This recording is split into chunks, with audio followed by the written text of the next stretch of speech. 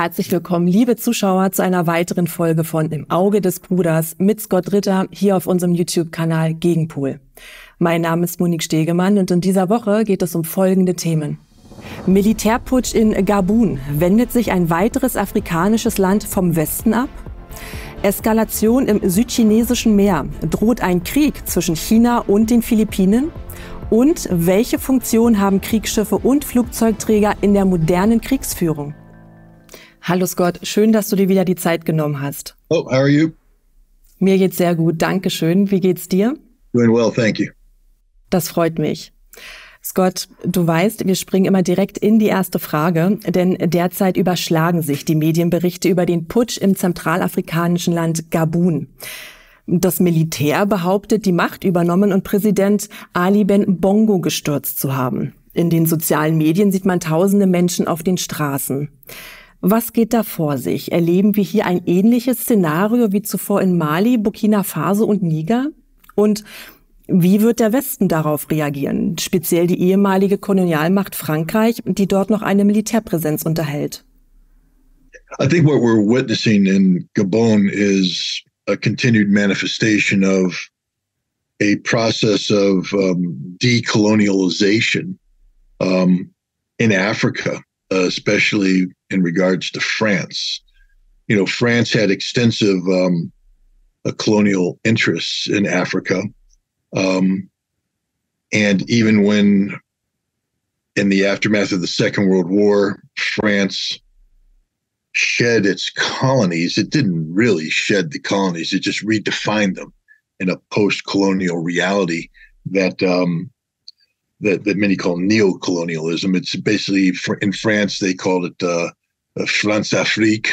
Pardon my French if I didn't say that correct. But the notion was that France would continue to dominate its former colonial territories in Africa by controlling the political, economic, social, and military aspects of that country, up to and including controlling the currency that the countries use. In the case of Gabon, it has been a strategic part of France's overall strategic posture since gaining its independence. Gabon was a source of uranium that made the French independent nuclear force possible. It allowed France to develop a nuclear capability independent of the United States. And interestingly enough, especially given France's current posture vis-a-vis Niger, where France has rejected a military coup that ousted a pro-French president, the current or recently ousted president of Gabon is the son of a man who was put in power in Gabon in a military coup that was backed by the French army, because France has played that sort of role, controlling, the destiny of these, post-colonial assets. And I think Africa is waking up. They're realizing that the continued poverty that grips these nations, whether it be Mali, Burkina Faso, Guinea, Niger, Gabon, others. These are all nations that are adrift in domestic chaos and poverty, while a political and economic elite thrive. The military, which, while the officers may be an elite, the rank and file are drawn from the people, and therefore the military in some ways is more representative of the genuine will of the people, is tired of sustaining this. And this is why we see successive military coups occurring to oust pro-French political elites. And Gabon is the most recent example of this. This is something that is a existential threat to France. France has extensive economic ties to Africa, and the rapid disintegration of these ties will reverberate into the French economy, and that will have political reverberations because many of the French political elite have gained their wealth because of the continued exploitation of Africa. So there will be consequences. France cannot be expected just to go quietly into that night, but France is not a superpower. While France has limited military capacity in Gabun, it's not sustainable military capacity, meaning that if Gabun, the junta in Gabon decided to forcefully evict France, there's literally nothing France could do unless the United States was willing to come to its assistance. And I don't see the United States lining up to support the post-colonial policies of France in Africa. We see this in Niger, where France has taken a very militant stance against the military junta there, refusing, for example, to withdraw an ambassador, despite the fact that the junta said the ambassador must leave. The United States has not weighed in on this, nor has the United States weighed in on the potential of military intervention by pro-French African forces that are being constituted as we speak under the umbrella of ECOWAS, the Economic Cooperation of West African States. I think the future is dire for France. They are going to come face to face with the limits of their power and the rage of Africa, which has had it up to here with French post-colonial policies. Wir haben es ja bereits angesprochen, erst Mali, Burkina Faso, dann Niger und nun Gabun. Warum erleben wir derzeit eine Reihe von Militärputschen in Afrika? Siehst du einen Zusammenhang etwa mit dem Ukraine-Krieg oder dem Aufstieg der BRICS? I mean, on the surface, the causal effects of these coups, the breakup of Frankreich, is derived from the history of France-Afrique, independent of BRICS, independent of Ukraine. It's the consequences of bad policy, stretched out over decades. But,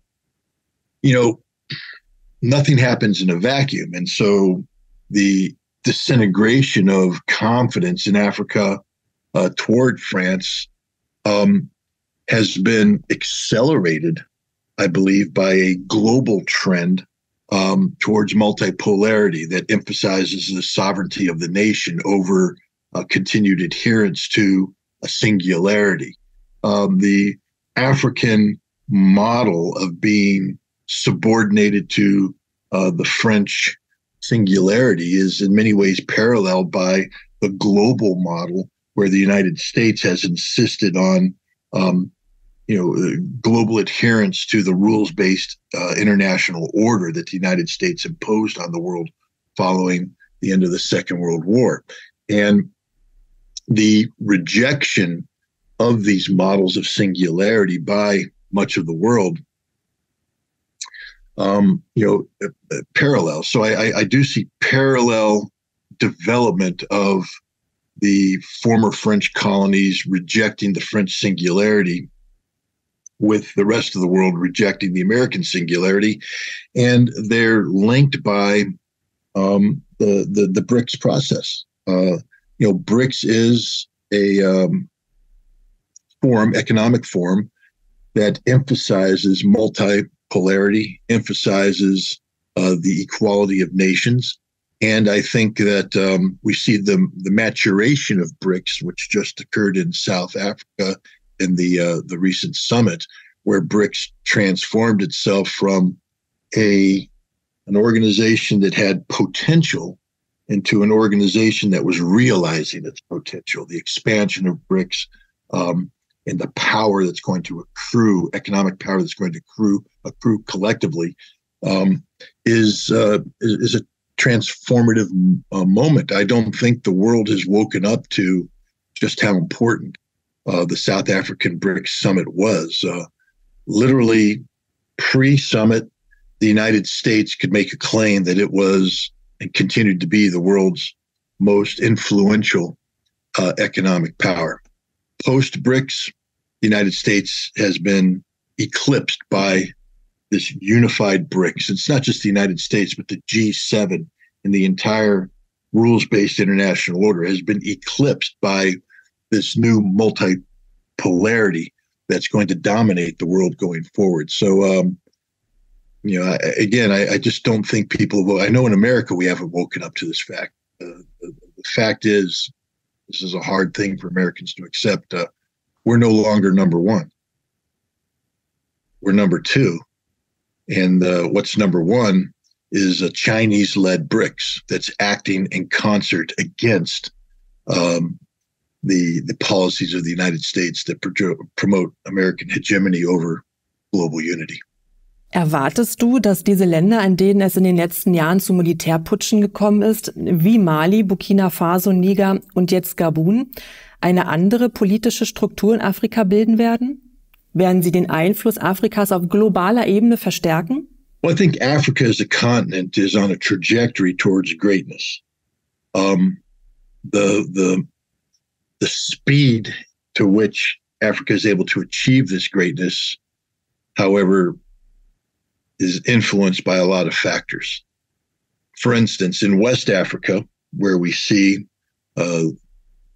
Mali, Niger, Burkina Faso, Guinea, breaking free of the chains of French neocolonialism, and Gabun, the same thing. These are poverty-stricken nations that have great potential in terms of normalizing their economies if they're able to gain control of their resources and have them developed in a responsible manner. But you can't do that if you're gripped by war. And there's the real possibility of a regional war in West Africa, of military intervention in Gabon, as France resists this transformation that's taking place. And a war will set the region back by decades. And I think, unfortunately, this is France's or Africa's fate going forward, because it never really shook off the chains of European colonialization. Europe continues to steal a line from Rudyard Kipling to bear the white man's burden. It's a very racist approach, a very Eurocentric approach that only Europe can decide the fate of Africa. It's an approach that's been embraced by the United States, which similarly believes that it knows better than Africa about the fate of Africa. And many in Africa have yet to develop the national skill set necessary to become truly sovereign states. This is going to require more unrest, more disruption, more revolution, perhaps, which in turn will slow down the trajectory of Africa's progression towards a continent of greatness. But the bottom line is, Africa is a continent that has tremendous resources, tremendous human potential, and once that human potential can be realized and those resources can be accessed in a way that benefits the owners of those resources, I think we're going to see Africa surpass Europe as a continent of importance. Schauen wir auf den Pazifik, Scott, wo sich die Lage zwischen China und den Philippinen zuspitzt. Die USA und Australien unterstützen den Anspruch der Philippinen auf einige Atoll im südchinesischen Meer. Gemeinsam rüsten sie für eine Konfrontation mit China. Peking hingegen macht klar, dass US-Kriegsschiffe nichts in der Nähe des chinesischen Hoheitsgebietes zu suchen hätten. In den deutschen Medien wird von einer drohenden Kriegsgefahr spekuliert. Wie schätzt du die Lage ein? Droht tatsächlich ein Krieg zwischen China und den Philippinen? Und würden sich die USA an diesem Krieg beteiligen? I actually think that question has been asked and answered, not by us, but by the Pentagon. We have to look back in July when Antony Blinken, the Secretary of State of the United States, traveled to China. It was in many ways a humiliating trip for him because he had to work his way through a succession of junior Chinese officials and be subjected to nonstop criticism of U.S.-China policy before he got the 30-minute meeting with Xi Jinping. And it was a cursory meeting where he wasn't even granted a joint press conference at the end, left alone to explain why he was in China and why he had been treated so badly. Why would the United States allow its Secretary of State to go through this process? It's because the United States realized that the trajectory of its China policy was leading towards the inevitability of a conflict with China that the United States could not win. The Pentagon, in the form of a lieutenant general named Hinault, had been running war games for years about every possible scenario of potential U.S.-China conflict in the Pacific area. And every time China not only won, but won in a major way. And Hinault said, there's no way we can defeat China, so therefore we have to ensure that our policies don't inadvertently get us involved in a conflict with China. So the Pentagon knows that it can't win a war against China at all, zero chance. And I think that just answers what's going to happen with the Philippines, because if the Philippines is told by the United States that we will not be there for you if you start a fight with China, then they won't start a fight with China. Australia isn't going to take the lead in fighting China because, frankly speaking, it doesn't have a military capable of surviving, a day, a week against a conflict with China. I think right now there's a lot of noise being made. This is an issue that predates the General Hinault revelation that the United States can't win a conflict, but it will be resolved diplomatically. I don't believe the United States will allow this to spin out of control and, precipitate a conflict that the United States knows it can't win. Denkt man an die Kriegsführung im Pazifik, so kommen einem Bilder aus dem Zweiten Weltkrieg in den Sinn. Von massiven Schlachten zwischen der japanischen und der US-Flotte mit Kriegsschiffen und Flugzeugträgern. Kannst du da bitte ins Detail gehen? Welche Funktion haben Kriegsschiffe und Flugzeugträger in der modernen Kriegsführung? Haben sie angesichts von Drohnen und Hyperschall-Raketen mehr als nur einen politischen Wert? There's the Commandant of the Marine Corps, General Berger, when he took over a couple of years ago, did a review of the Marine Corps' missions that they were assigned. And those missions are derived from a national defense strategy and the national national security strategy put out by the Pentagon and by the White House. And one of the things that he was tasked with doing as a Marine officer was to ensure that the Marine Corps could confront China in the South Pacific, in Taiwan, etc. And when he reviewed Marine Corps capabilities, he said, we can't do this.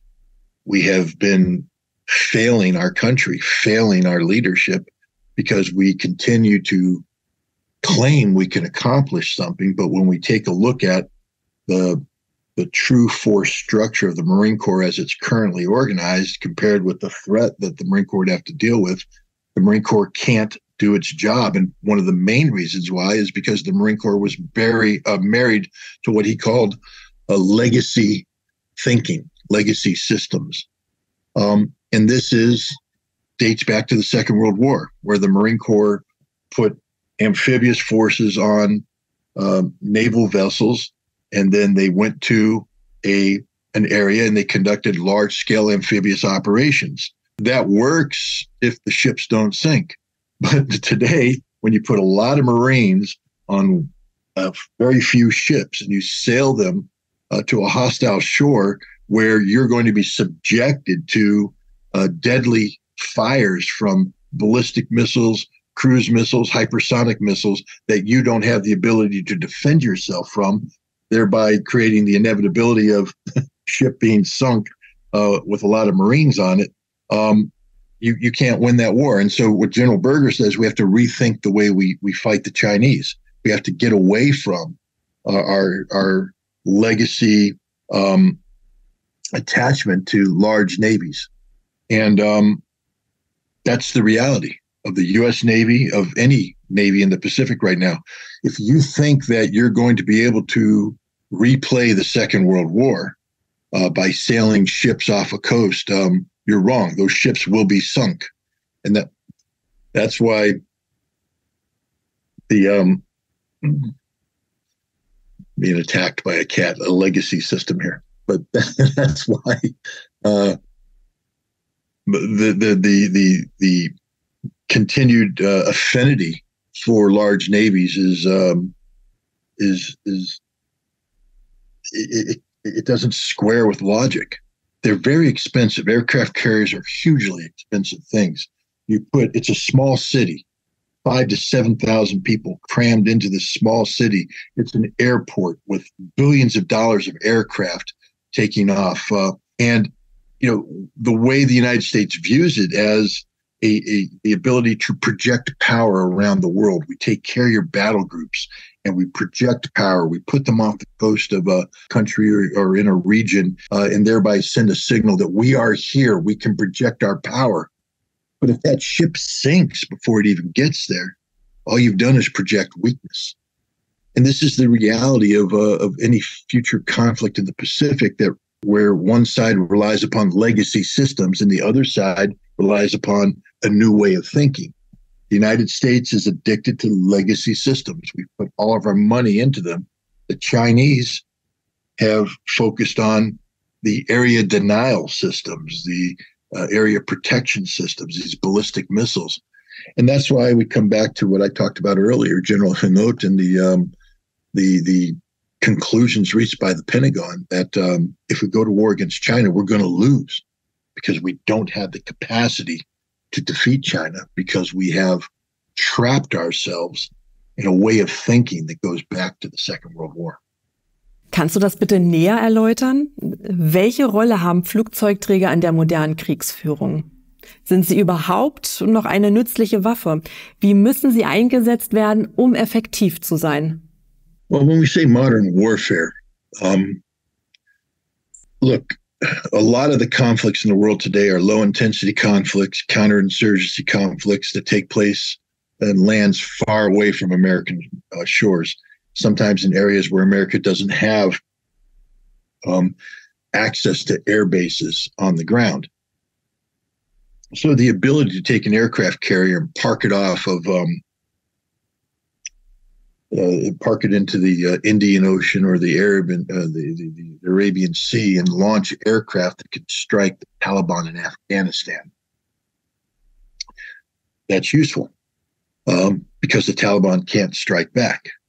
The same thing, if we park an aircraft carrier into the Red Sea or the Persian Gulf and use those planes to strike ISIS or Al-Qaeda, it's useful because ISIS and Al-Qaeda can't strike back. But if we wanted to go to war against, say, Iran, any aircraft carrier operating the Persian Gulf would be sunk. Aircraft carriers operating the Red Sea would be put at risk. An aircraft carrier has aircraft. That's what's called an aircraft carrier. And what makes it relevant is the ability to launch those airplanes and recover those airplanes. If the aircraft carrier launches the airplanes and then is sunk or damaged, those airplanes can't land. The aircraft carrier has lost its utility. If the aircraft carrier has to continue to maneuver in a way to stay survivable so that it can't launch or recover aircraft, then it's just a very expensive piece of junk. And this is the reality of modern war. The aircraft carrier has an embarked air wing, which is very lethal. It has the ability to project American air power into an area. But not only is the aircraft carrier at risk, but the aircraft themselves are at risk. We haven't fought against an enemy that has an integrated air defense system since the 1991 Gulf War, when we fought against Iraq. The capabilities of peer level forces like China and Russia, especially in the realm of air defense, is such that these aircraft aren't survivable either. I think the aircraft carrier has lost its utility as a weapons system. I think you see, for instance, what's going on in Ukraine and how Russia employs its air power. Russia does, I think the world's become sort of accustomed to what they see in Hollywood or what they see in computer games, where you call in close air support. There's somebody on the ground. He radios in, I'm in trouble, come save me. And then the American airplanes come in like hawks, and they dive down and they strafe the enemy, and they roll over and they bomb, and the pilot salutes the guys as he flies by and waves his wings. You try that in a real war, you'll get down immediately. Done, finished. The Russians don't fly over the battlefield. They approach the battlefield. They launch their weapons from a distance, and then they get out, because if they get too close, they get shot down. That's just the reality of it. And so I think, you know, when we look at modern warfare, we need to rethink how we use aircraft, and then we have to rethink the investment we've made into aircraft carriers. General Berger, the Commandant of the Marine Corps, made a decision that the Marine Corps was going to stop relying on legacy systems. It was going to change the way it operated by reorganizing. They got rid of tanks, for instance, so to make themselves more agile. They don't come in with, you know, putting 700 guys on a ship. They now broke it down to where they have 70 guys, 50 guys, small mobile units that can maneuver, come together where needed, disperse, survivability. And I think that might have to be the approach of the United States Navy as well, that the day of the aircraft carrier is finished. But unfortunately, we're probably not going to recognize that until one or more of them have been sunk and thousands of American lives are lost. Wenden wir uns abschließend der Ukraine zu. Vergangene Woche soll sich der Oberbefehlshaber der ukrainischen Streitkräfte, Valeri Salushny, mit dem Chef des Verteidigungsstabs der britischen Streitkräfte, Admiral Tony Radakin, und dem US-General Christopher Cavoli, dem Befehlshaber der NATO-Truppen in Europa, getroffen haben. Hintergrund soll die Unzufriedenheit der NATO mit der ukrainischen Strategie bei der Offensive sein. Welche Auswirkungen hat das Treffen für die ukrainische Strategie? Sind schon Änderungen auf dem Schlachtfeld sichtbar? When Ukraine and NATO collaborated to build the current counterattack force, 12 brigades, Ukraine had said, we need, you know, this many tanks, this many infantry fighting vehicles, this much artillery, this much ammunition. It was done with a design of turning that force into a NATO-style combined arms offensive strike force that would use NATO-style combined arms warfare to defeat the Russian defensive positions. Combined arms warfare is an extraordinarily difficult way to fight. It requires that every aspect of it, combined arms warfare brings together the infantry, the artillery, the armor, the air, the electronic warfare, logistics, engineering. All these individual skill sets not only have to be experts in what they do individually, but then they have to learn to come together and work in concert with one another. There's a tremendous amount of training required to do this. You can't take Ukrainian soldiers who receive 21 days of basic training and then 3 weeks of combined arms training and expect them to replicate the skill set that a NATO-style force has, that has, you know, received months and years of training on this. There's artificial expectations on the part of NATO that Ukraine would be able to replicate what they had learned in the classroom on the battlefield. But as General Zelensky has pointed out to his NATO partners and counterparts, you can't speak of doing NATO-style warfare if you don't have NATO-style resources. And the major resource missing from the Ukrainians is air power. They have no air power. They have no ability to sweep the skies free of Russian fighters, to prevent Russian helicopters from flying, to interdict Russian air defense, or to provide close air support to advancing Ukrainian soldiers. And so the Ukrainian counteroffensive was doomed to fail. The United States and NATO have countered by saying, we knew this going in, and we knew that you were going to take casualties. But the important thing is that once you start the fight, you have to press the fight. You have to keep pushing. Ukraine cannot be casualty averse. You know, we trained 60,000 troops. 40,000 are dead. I don't know how much casualty averse you want the Ukrainians to be. They've shown a willingness to throw their troops into the battle. What Ukraine has said initially is that the massed armored attacks didn't succeed, that what they're doing instead of massed armored attacks was to instead lead with infantry and let the infantry work its way forward through the minefields into the obstacle belts and get closer to the Russians, push the Russians back. And Ukraine has done that with limited success. I mean, they lose an awful lot of people this way as well. But NATO is saying this is too slow. You're not going to get the dramatic results that you need in the time that you need them. You have to go back to these massed armored attacks. So I think what we're seeing right now is Ukraine trying to make one last adjustment. In the course of the past week, we've seen Ukraine launching massive armor attacks, and they have made some gains. They've gained a kilometer here, 2 kilometers there, 5 kilometers here, but the costs are prohibitive. Ukraine has committed its last strategic reserves into this fight. They are being decimated as we speak, and when those reserves are depleted, Ukraine won't have anything to sustain the fight, and whatever gains they've made will be given back to Russia as Russia counterattacks and then pushes Ukraine back further. This is the reality of the Ukrainian counteroffensive. It's doomed to fail. It was always doomed to fail. And the sad thing is that NATO allowed this to happen because NATO isn't doing this because they believe Ukraine can win. NATO is doing this because they want to inflict harm on Russia. The NATO goal and objective is not to see Ukraine seize Crimea through force of arms, but rather for Ukraine to inflict such harm on Russia that the Russian political will to fight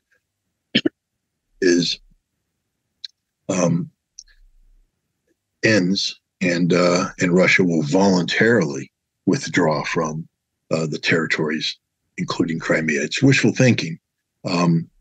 It's not going to happen, but